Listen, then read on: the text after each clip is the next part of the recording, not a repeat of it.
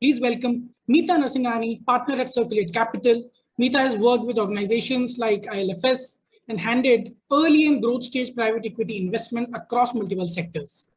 Sreemoyee Bhattacharyya leads sustainability strategy at Marico. She comes with 14 plus years of experience and specializes in ESG strategy development, sustainable product innovation, circular economy, and more. Mani Vajipeyajula, co-founder and CEO of Banyan Nation, a globally recognized plastic recycling company based out of Hyderabad. Apart from Banyan Nation, Mani has experience with Qualcomm and has worked on mobile technologies for Apple iPad and iPhone product lines. And this panel will be moderated by Chintan Mehta, who is partner at CXO Connect. Over to you, Chintan. Thank you, Rohan. Hey, each year, about 78 million tons of plastic is generated globally. 86% of this is wasted or burned, and only about 14% is processed for recycling. How much actually recycling is even less. This waste is a product of the regular economy, which is very linear, raw material to production to consumption and generating waste. It is linear, it is singular purpose, it is not sustainable. You can actually see it overflowing in landfills around our cities like Delhi, Bangalore, and each of these landfills cost upwards of tens of millions of dollars. One way to solve this problem is by allowing the waste to re-enter the production consumption cycle and creating a circular loop. Many of you may have, as I have as a child, seen my fair share of hand-me-downs. Sweaters, toys, books, clothes, watches, calculators. Everything was reshared, repaired, reused, recycled within our homes.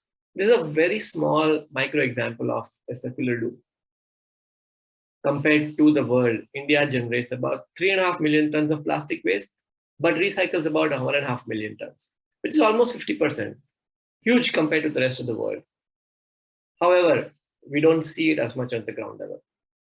Largely, all of this has been achieved as an unorganized manner. And there is an opportunity for technologies to bring structure and efficiencies and improve the scale of economies for managing this waste. Hello, everyone. Welcome to this fireside panel session on circular economy. My expert guests here are Sreemoyee, Mani, and Meeta. They represent three facets of the ecosystem: the corporate brands, the upstart innovators, and the venture investors who are looking broad and wide. Their shared experiences from the front line will help us understand the opportunities where technology could help build very responsible and sustainable living solutions for India and beyond. Let me begin. Meeta, as an investment firm, Ciculate has a bird's eye view of the landscape. You are working with multiple stakeholders to look at the now and the future of sustainability efforts. And that's your vision. Would love to understand if you can tell us a little bit more about the genesis of Ciculate. What are the opportunities you are investing in? And how do you identify new technologies that are helpful for the circular economy? Sure. Thank you, Chintan. One is, I think the data that you've thrown is so real, but also the fact that, this problem costs the marine ecosystem and local industry billions of dollars. And without a circular economy infrastructure to turn waste into value, about 80 to 120 billions is lost when plastic packaging is discarded after a first short cycle. In 2019, when we looked at, doing something in this industry, we looked at the entire ecosystem in Southeast Asia. And in India, we found that, we're in a very unique position to lead this way towards circularity, especially in plastic, because there were a couple of building blocks that were in place, actually. The first one was regulatory framework. We had the Swachh Bharat mission and the EPR, and this has tightened even the last year, and this year we have seen. We have the dynamic entrepreneurial ecosystem with highly skilled workforce and engineers who are constantly on the hunt for better and more efficient solutions to save to actually face these problems. You have Mani out here who's trying to do his bit in this space in a big way. And there's a very strong local and international demand for quality recycled materials. And hence, having this entire enabling conditions, we just felt that, we could skip the incremental changes of outdated linear systems with waste management systems focusing on landfilling incineration, which is what is happening in Europe and US, and stay straight towards scaling circular value chains. And India can actually offer a blueprint in this market. To do this, we set up Ciculate Capital in 2019. And that is when we really first started focusing on this market. We are about $165 million fund. We are investing in innovations, companies, and infrastructure across plastic value chain. And we are looking at companies that can generate competitive returns as well as environmental and social impact. And how did we do this? We were very clear about a couple of things. That we had to identify what is a problem and how we address it. So we addressed it through our investments. But the first problem we felt was collection, that 40% of the total plastic is uncollected, but it's just downcycled. So in collection, what needs to be done is segregation. The recycling rate for PET plastic bottles is one of the highest in the world, but which is downcycled to fiber that can't be recycled. Most flexible plastics are not even collected and recycled because there's no technology. And the one that we are here for, this entire value chain suffers from lack of transparency and traceability that increases the risk and fragmentation. So we need to scale digital solutions. Digitization is something which is very key in this area and still not addressed in the right way. We have solutions which are piecemeal, but we need an integrated solution. And that is where our investments came in. And we've invested in 7 companies in India to address these challenges that we came across. In scaling collection and collaboration with cities, we invested in NEPRA, one of the largest dry waste collector. For scaling the upcycling of plastic waste, we invested in Dalmia, Lucro, Rikron, Sri Chakra, and Deluxe. And all these companies are recycling and not downcycling or even providing bridge solutions in their respective areas.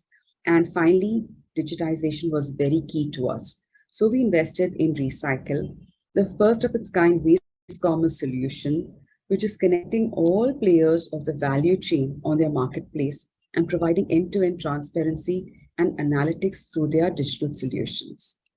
At Ciculate Capital, I think this is what we created in the last, say, about 3.5, 4 years. And we're looking forward to take this journey forward too. That's super.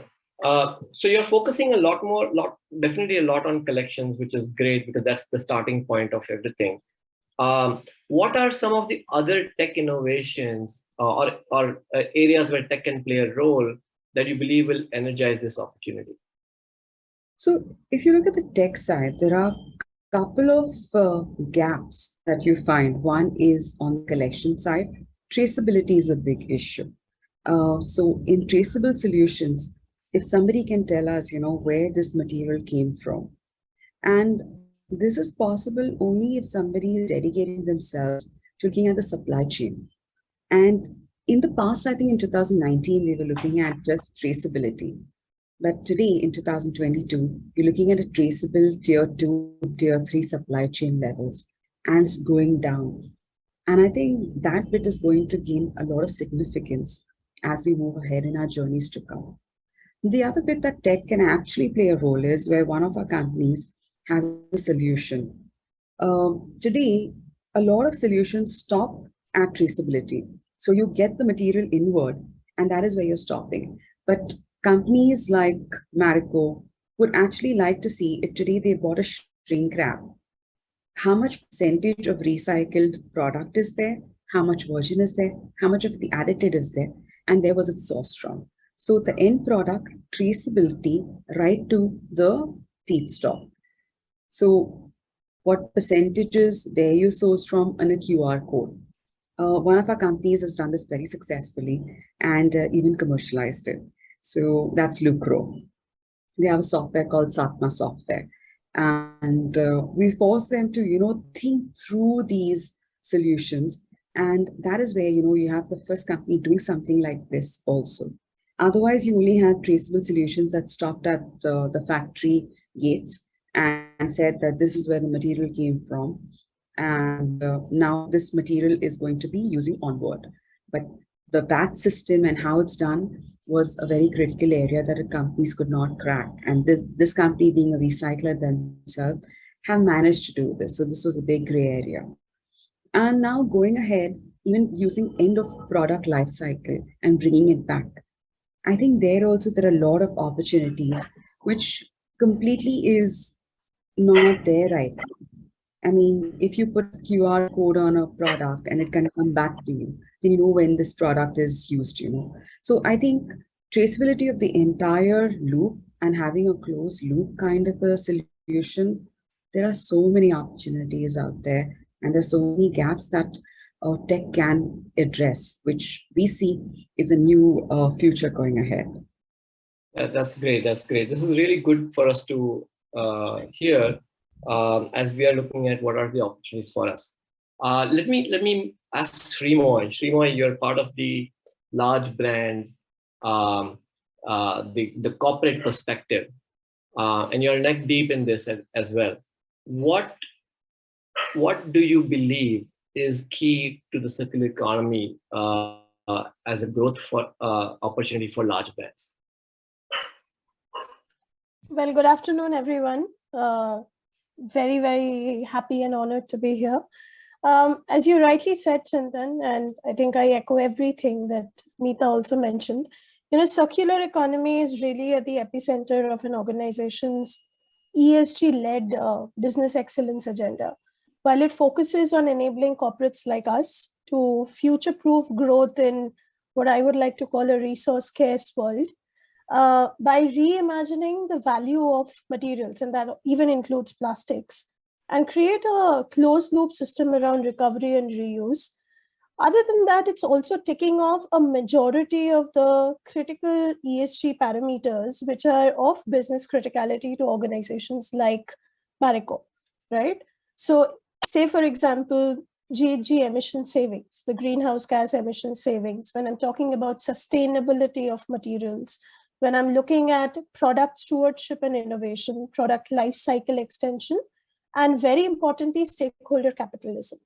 When I look at circular economy, I'm not just ticking off the most important boxes of ESG, but I'm also having this entire associated canvas of themes that can actually be influenced through a properly crafted circular economy agenda. So circular economy also, possesses, and it's possibly one of the very few themes under that overall sustainability canvas, where a corporate like Marico can actually influence each and every stakeholder in the ecosystem, from regulators, investors, critical value chain partners, to the other end of the entire supply chain, where I'm looking of the value chain, where I'm looking at consumers, I'm looking at waste pickers, and even this whole influencer economy. You have this entire spectrum that you can work with, and you can integrate sustainable value creation at almost every spec of this ecosystem. You talked about value realization potential. So I think most companies now, you would hear when we talk about ESG, we are all talking about the 2030 vision, the decade of action vision, like everyone would like to call it. So when you look at the value realization potential from circular business models by 2030, there are 4 specs to it, right? So if you look at the end-to-end business life cycle, if I break it up into 4 parts, the first part starts with the sourcing and the manufacturing part of it, which is where, let's say, a company like Marico can obviously play a part, but we cannot really end our activities and initiatives there. So from a sourcing and a manufacturing standpoint, I think that value realization potential comes from substituting wasted resources, which could be through introduction of renewable energy, fully recyclable and bio-based fuel, chemicals, materials, etc. The second spec is possibly the whole logistics, marketing, sales side of things, where the value comes from monetizing the wasted capacity. So if I increase sharing, co-owning, resource pooling and all, I can actually realize value. The third spec, which sometimes gets forgotten in this entire matrix, is your product use and end of life phase. That is where you lengthen your wasted life cycles, through repair, remanufacturing, and all of that. And then finally comes your end of life disposal or reverse logistics, which is where you recover the wasted embedded values, and that you can do through increased recycling, upcycling. I think Meeta spoke about a lot of things that their portfolio companies are working on.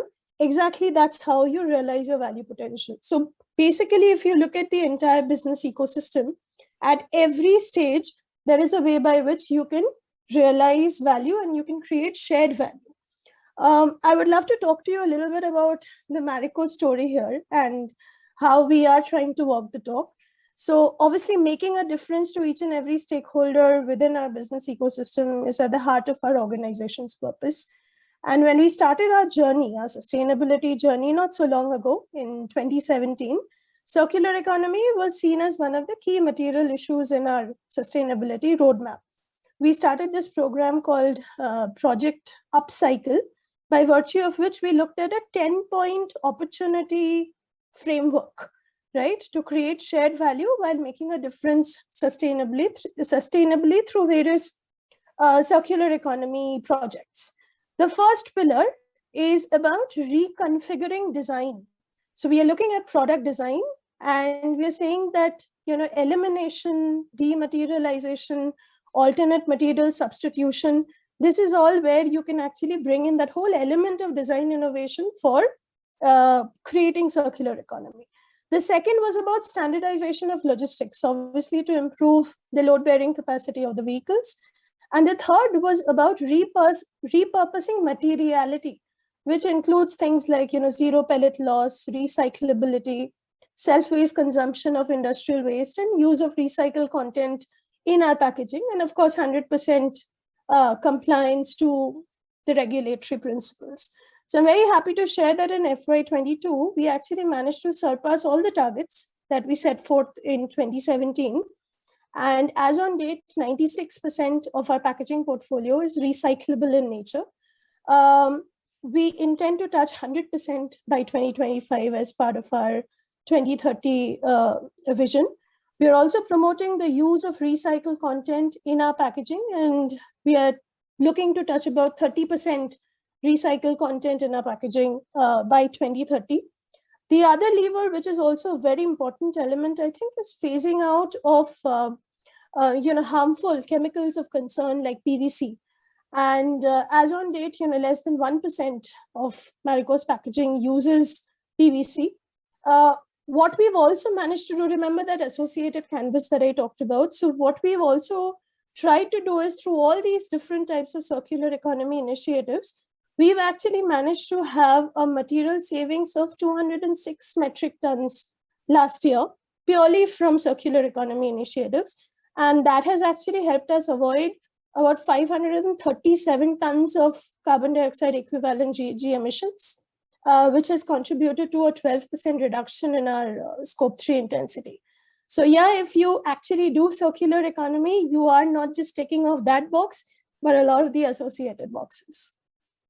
That's great. It's great to see corporates taking the lead on this, and actually being the largest consumers of recycled material back into the system. So that's great. Mani, I'd like to ask you, as a new kid on the block, innovating with the circular economy, pushing the envelope, on this, from collection to processing to re-entry back into the system. And you had said earlier that, when we were talking, that India is at a much better state than the rest of the world on recycling. Yet you saw that these benefits and don't really reflect back at the ground level in terms of living standards. So as what can you share your view on the India opportunity to be a leader in the circular economy innovation versus global? Where do we stand? Thanks, Chintan. Wonderful to be here. Absolute pleasure. if ever there was an Olympics for recycling, this is one medal we'd definitely win. I mean, Mr. Chopra beat us to it, but if there was a Olympics for this, all the informal recyclers would have won the gold medal first. But jokes and pun apart, I mean, India has a fantastic last mile informal sector. It's extensive, it's ubiquitous, and it is very intricate, meaning that across India, you'd find these networks of last mile collectors, the kabadiwalas, and the back-end aggregators. Now, we only have to look upon our history to seek inspiration in this regard. For example, back in the 70s, India was actually a milk deficit nation. But thanks to the cooperativized models of milk production, companies like Amul actually made India a milk surplus nation. I think India now stands at a threshold of doing something really great again in recycling. If we can harness the power of the last mile recycler or the collector aggregator, then what would happen is you would actually be able to bring back discarded streams of plastic without displacing the informal recyclers, but rather integrating them. And at the back end, Meeta spoke about the software technologies that bring in traceability. I'd like to add a bit more to that. I mean, in addition to traceability, I think India also needs to look at recycling technologies. For example, let's take the example of FMCG packaging waste. We all understand the shampoo bottles, the lotion bottles, and the body washes that we have. They're all made from one single resin called HDPE. Now, if we can train the informal recycler to segregate that plastic, first of all, he benefits because he's part of the value addition. However, the labels, adhesives, inks, prints, and the remnant products have to be cleaned out. And for that, we need to develop plastic washing technologies and also polymer technologies, right? So by doing that, we are now able to produce premium quality recycled materials that can actually be fed back into an FMCG packaging. And today we have food US FDA approval as well, coming in for not just PET water bottles, but also for the polyolefins, which is PP and PE.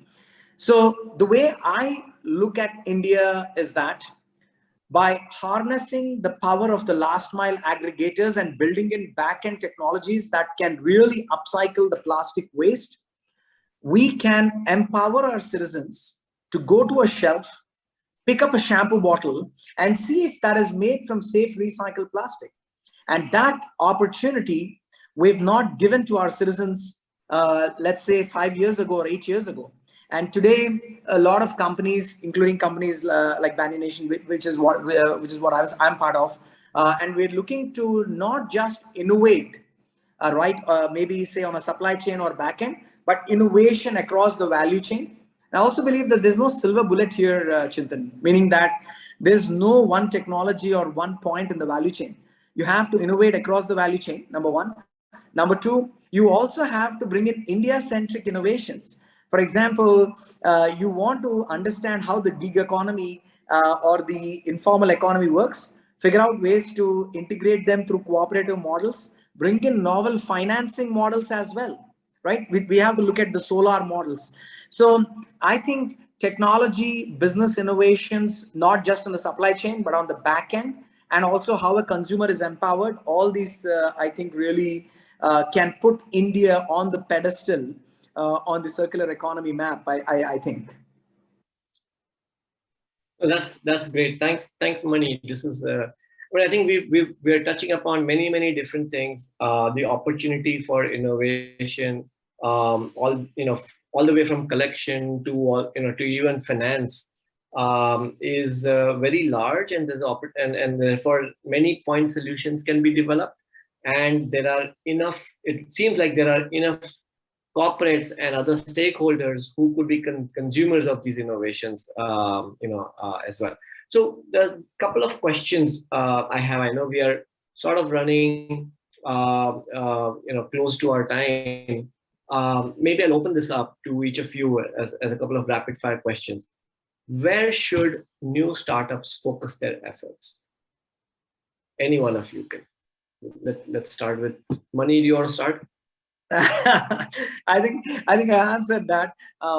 Innovation across the value chain. Maybe I'll try and wrap this up in 30 seconds. See, I think fintech, for example, how do you finance the informal supplier network? Because many of them are not bankable, right? So if you can bring them through the Aadhaar scheme or through under the GST regime, you actually clean up the value chain and also help companies that are innovating upstream to have informal to formal linkages. That's one area. The second area, of course, is traceability, like Meeta was bringing about, right? She was highlighting that. The third area that I think we must focus on, and don't get me wrong, if everybody is going to build a marketplace, then somebody's got to be in the market.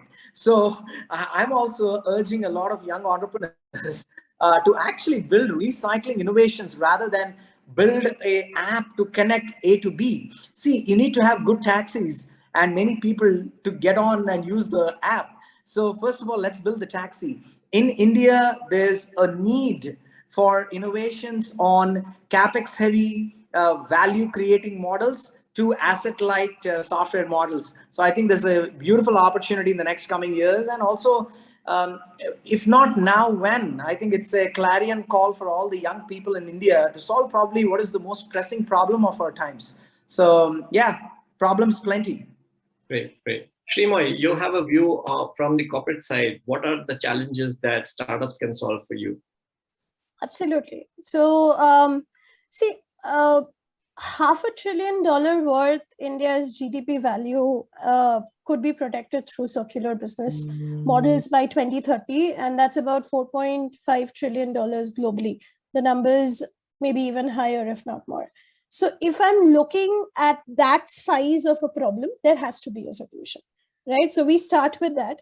I think I agree with what Mani said. One of the things that corporates like us are always looking at when we consider, the depth of this whole circular loop that is being created, it's about the cost effectiveness of some of these disruptive technological breakthroughs. And they need to be consumer centric as well. They need to be consumer centric. We talked a lot about India. So market centric, consumer centric, and that has a scalability potential over a short to medium term. Sometimes when we are looking at these technology and the innovations, we are looking at a long-term picture, which is also obviously very important with the 2030 vision and all of that. But scalability potential from a short term is really, really important. So I actually see this technology for circular business models in three buckets, simple three buckets. One is harnessing the power of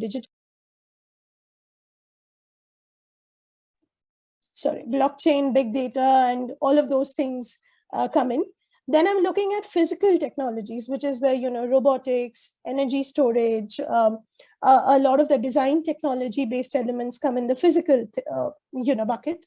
And the last is your biological bucket, where I'm looking at biocatalysis, I'm looking at bioenergy, I'm looking at bio-based engineering. So if we can have the startups to start thinking in parallel across these three business lines, corporates like us can definitely make use of some of their unique value propositions. That's great. Thank you. And Meeta, what do you see the role of policy and regulation playing a role in growth of new technology and adoption? Do you see that as a help or a hindrance? I think, Chintan, every policy that's come in has only helped this industry grow and made us more aware and more conscious of what we are doing. But my only thing that I would leave this conference with, and the entrepreneurs is my only recommendation to the founders is to be ambitious and have a growth mindset. Like I said earlier, let's skip the incremental change of outdated systems and drive straight to exponential impact. And I think that is where, we will stand out. Our first investment, Lucro, did that. And our subsequent investments in Dalmia and Sri Chakra, where we're looking at bottle to bottle. I think in technology, there's so much more to do. like Mani mentioned, and even Sreemoyee are across the chains. I think all of these will then enable better policies also, because only if you have the material available, you have the wherewithal to do things, will the government also be incentivized to go ahead and say, let's do something more. So I think on the ground, we need to have better, I think, implementation and even innovation in order to have companies like Marico use these products and even achieve their targets. And that's exactly what CC is doing right now. We are giving capital to entrepreneurs who are skipping just the next round of change, but are thinking bigger and wanting to make this impact at a larger scale. Great, great. Just, I have one last question. I know we talked a lot about plastics and flexibles, and we talked about the whole chain of that. Does the solutions that Mani and Lucro and many others who are building, what Marico is facing, and what you're seeing, Meeta, in the as a larger trend, can be applied to other types of waste? Because plastic is about 5% of global waste. So if you look at the other kinds of waste, Chintan, you have paper, which has a ready market. You have metal, which already has a ready market. So the problem, if you actually see, is solid waste management, which I think the government is trying to address. And on the dry waste segment, majority of the dry waste already had, systems and probable solutions. It is the plastic waste, especially the MLP and the flexibles, which were having a problem. On the PET side, it's 95% collection. We're the highest in the world. Only problem is it's getting downcycled. So plastic was a bigger problem because I don't think I ever throw my paper. It's always sold to the kavadiwala. And even if there is something in the metal side, I think even that is, we Indians, like Mani said, we know how to extract value out of the waste. It's just that the plastic was the one where you just dump it. Even if it's an Amazon bag, it's just dumped, which is so sad. And I think if you recycle those things, that is where the real value comes going ahead. Okay, great. Sreemoyee, one quick question for you. What's the one big corporate challenge that you face in this in building a strategy or implementing a circular strategy? See, I think it's about fitting the consumer as the most critical piece in the puzzle. So we are possibly less than 7-8 years away from India becoming the most populous country in the world. And you have possibly the world's youngest population growing in the country. They're going to have better affordability. Conscious capitalism, or rather how I like calling it, eco-conscious consumerism, that is something that needs to start getting ingrained into the consumer's buying power, because they are the guys who will then really help corporates like us carve out our path, whether it's ESG, whether it's business as usual. So how I think there are a lot of technologies that are available in the market right now where the consumer also gets involved and possibly gets involved at a very high level when it comes to influencing how these circular business models are running. But they need to be prioritized all the more. So as a corporate, that's why I said, when I'm looking at technological breakthroughs, when I'm looking at access to innovative funding models, or I'm looking at some kind of a favorable policy landscape, I'm always keeping my consumer at the core and trying to find out ways by which their overall emphasis and impetus in this entire system can be enhanced.